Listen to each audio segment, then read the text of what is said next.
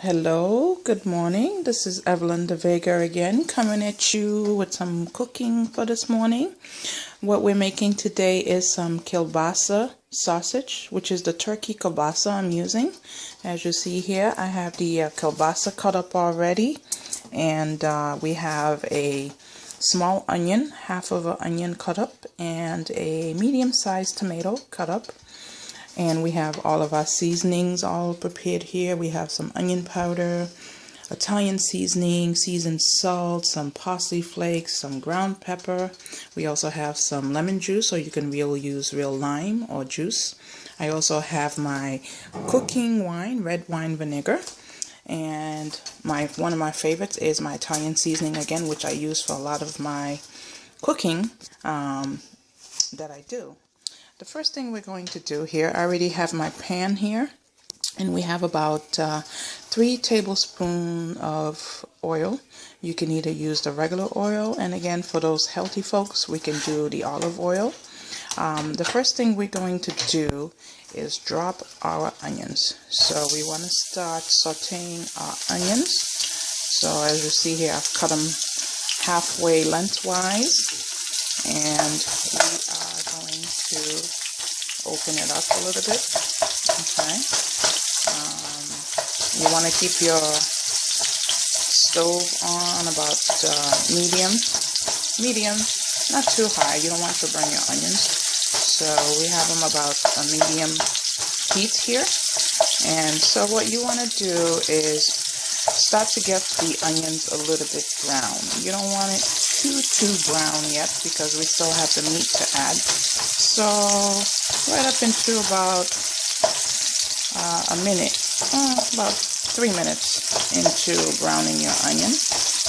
What you're going to do here now is it's starting to cook up a little bit. What we're going to do is now we are going to add our kielbasa sausage, which I've cut into not too big pieces, little pieces. This is a meal that I learned from my grandmother growing up. It can be made as a dinner, or it could be made as a breakfast. What I'm doing here, as you see here, I've got my sausage, my onions cooking a little bit. We won't be adding the tomatoes as of yet. When you have your onion and your sausage in the pan, that's when we are going to start doing our seasoning. The pepper, we're going to do a couple of sprinkles, as you saw me just do, maybe 3 or 4 sprinkles. My most important one is the Italian seasoning. This is what's going to give it to the flavor. Throughout the years, I've adjusted the ingredients and the recipe a little bit, but it started out from my grandmother's side. Now the Italian seasoning, what you want to do is sprinkle to pretty much cover everything. You can't really go wrong with too much, but you don't want to overdo it. Next thing I'm doing here, I have my seasoned salt and a couple of sprinkles, not too much because it is salt. And then we have our parsley flakes, again a couple of sprinkles. I guess if you were to add the sprinkles measurement, it would be about half a teaspoon. And what I have here now is I've got my garlic powder. Sprinkle a few garlic powder. As you see here, I am a seasoning person. I love my foods to be very seasoned. I've got some garlic, onion powder. A little bit of onion powder because we already have regular powder there. And then now what I have, what I will be adding next is, I will not be doing the liquids as of yet because I want the onions and the kielbasa to cook a little bit more. The onions, you don't want it to cook thoroughly where it's like totally brown. You want it to become on a soft pot. Again, I have my heat on a medium here. The kielbasa won't take a lot to cook because a lot of the times it's already pretty much cooked already. So you want to cook it a little bit. You won't be cooking too much of it. I think right now we've probably gone into almost 5 minutes of this. So we've been cooking this for about 5 minutes on medium heat. Now what we want to do is we've got our onions cooking, we've got our kielbasa cooking, smelling so good in this kitchen right now. Once we do this, now what we want to do is now we're going to add our tomatoes. We add our tomato slices, just as you see here. It doesn't have to be too small, but not too big either. So now you are adding your tomatoes and mixing it in the pot there with the seasoning. We want to get it to cook a little bit with that. Now, once we've done this, we're not adding our vinegar and our lemon juice as of yet, because the tomato needs to cook a little bit longer. What you can do is we can turn up the heat a little bit, slightly, maybe another 1 or 2 higher, so that the tomatoes can have the chance to cook up a little bit. As I was saying, this is something that you can make as a breakfast meal. What you would do is you would make this, and once you have this all prepared, you can make yourself some fried egg and eat that with your fried egg and your toast.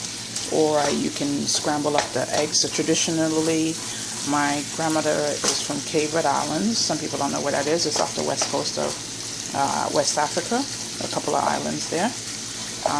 And we used to have this tradition where we used to make this with some, you would cook some scrambled eggs. And as you're cooking your scrambled eggs, you're making this.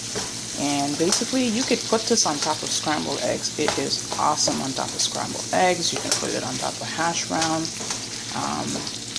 So if you want to make it as a dinner, what you want to do is you can actually cook some spaghetti noodles, especially like the thin spaghetti.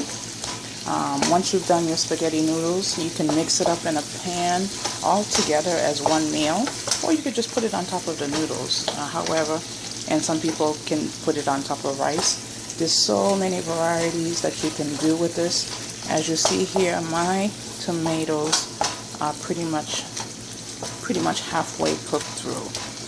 At that time, you don't want to let it cook through all the way before you add your rest of your ingredients. So now what we're going to do is we have our red wine vinegar, and the red wine vinegar has a little sprinkler, so we can sprinkle some red wine vinegar. If you want to know exact amount, you can put about 1 tablespoon of vinegar. And what we have here is I have some lemon juice concentrate. Again, usually when I do it, I just pour it in, and I know how much I'm putting in. But if we were taught to speak, I would say about 2 capfuls, which is this size right here. Or if it's a lemon, you can put 1 whole lemon. So as you see here, I've put my vinegar, I've put my lemon juice, I have all my seasonings in here.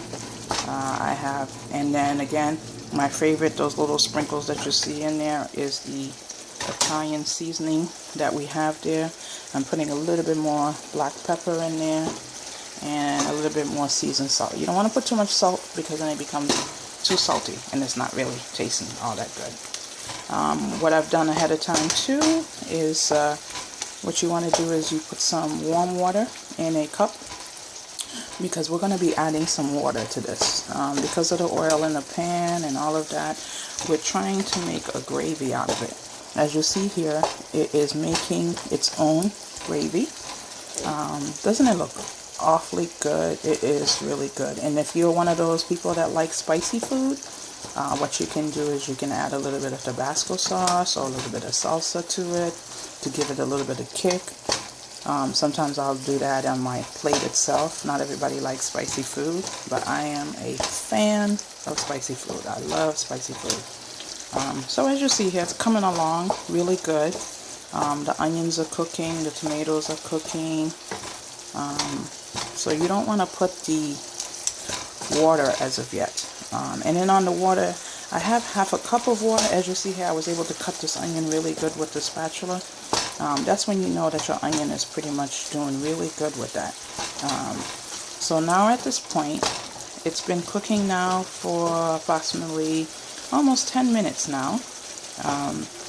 So what we're going to do now is I have my half a cup of water here. a little bit more than half. But I'm not going to put it all. I'm going to look and see how much I need. So I'm going to start to pour the water in there. I've poured, so it actually has equal to only half a cup of water that I needed for this here. You don't want to put too much water because you don't want it to get watered down. You want to keep some of that flavor.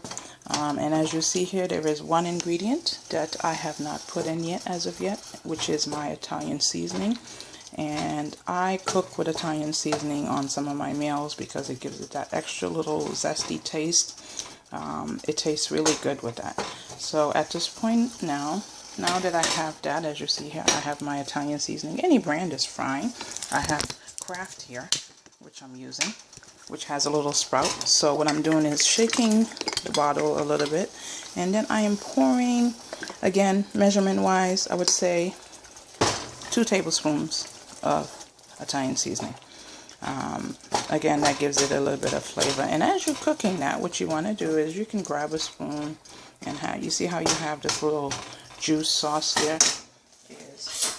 You can grab a little bit of spoon there and shake it around a little bit, and then go ahead and taste and see how the salt is on there. Yum. You don't want to do it too soon. You want to blow on the spoon a little bit. But I've got that zesty taste in there, the tomatoey. So this is my kielbasa sausage. And I hope you have enjoyed this. It is a beautiful day out there. This is late breakfast for me.